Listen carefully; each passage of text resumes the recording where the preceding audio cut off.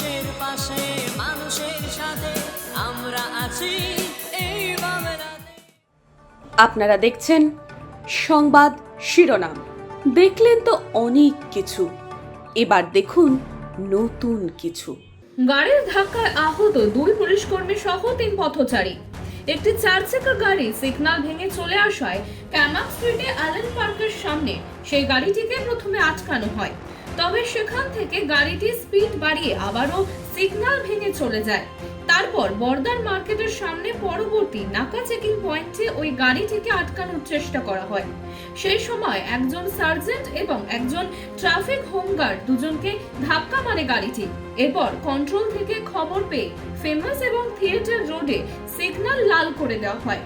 সামনের সিগন্যালে অন্য গাড়ি দাঁড়িয়ে থাকায় বেগতিক দেখে ওই গাড়িটি প্রথমে ফুটপাতে উঠে বাকি গাড়িকে ওভারটেক করে, তারপর বিপরীত লেনে চলে আসে।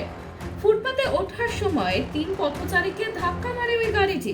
ফুটপাতের ধারে রেলিংয়ে গিয়েও ধাক্কা মারে গাড়িটি, এমনকি বেশ কিছু গাড়িকেও ধাক্কা মারে। তারপরে একটি অফিস বিল্ডিং এ ঢুকে গাড়িটি ব্লক হয়ে যায়। ক্ষিপ্ত জনতা প্রথমে চালককে বেধড়ক মারধর করে, তারপর পুলিশ চালক এবং তার পাশের আসনে বসে থাকা সাওয়ারিকে জনতার হাত থেকে উদ্ধার করে তাদেরকে আটক করে থানায় নিয়ে যায়। চালক ও সওয়ারিকে এবং গাড়িটিকে আটক করে শেক্সপিয়ার থানার পুলিশ। মানুষের পাশে মানুষের সাথে আমরা আছি এই বাংলাতে।